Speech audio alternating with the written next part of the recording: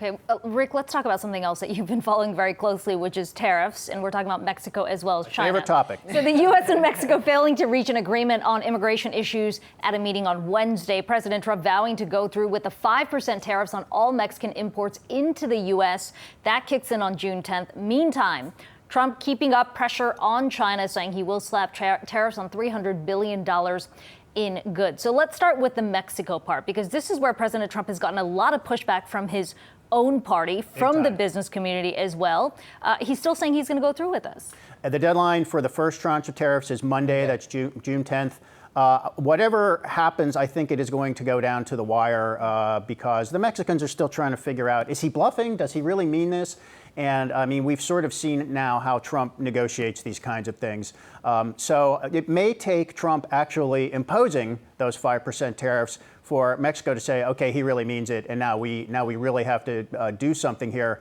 The question is, what can Mexico do? Right. I mean, so it's, they seem to be working that out as we speak. What do you want? What do you want exactly? And that's the thing. I mean, when you look at it, you're like, is the bar a little bit too high for Mexico to stop illegal immigration? What is the bar? Well, we thought the bar was the wall. We thought that when President Trump declared a national emergency, billions of dollars to start building that wall, that was going to be it. But now he's just shifted that responsibility, as we're seeing the 2020 elections approach, to Mexico. Like, look, I am tough on immigration. Look, I'm going to put tariffs on Mexico. Yeah. And I do wonder, Rick, those who say, well, it's not reasonable that Trump is putting it on Mexico to fix that problem.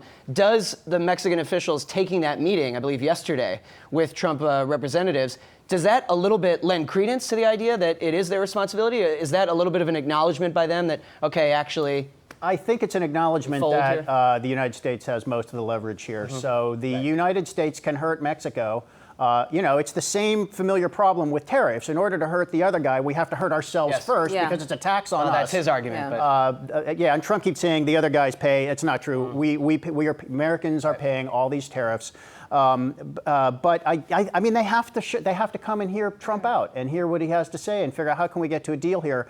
I mean, there's the public posturing, which is Trump saying, I need this problem solved, and then whatever they're working out behind the scenes. But the problem here is that tariffs and immigration are not related to each other. They're just completely separate. So can you Trump reminds me of like a contractor who only has one tool and it's a hammer, and he looks at every problem and he just hits it with a hammer. I mean, so every problem, Trump is just pulling out tariffs. And if he actually goes through with the tariffs, it's just impossible to see how it would do much. I mean, just to understand the complexity of this problem, the border between Central America and Mexico is mostly jungle.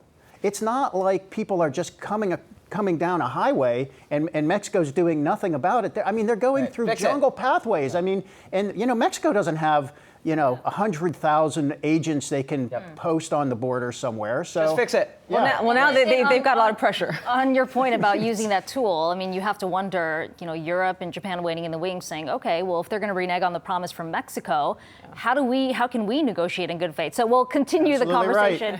Rick, appreciate your insight as always.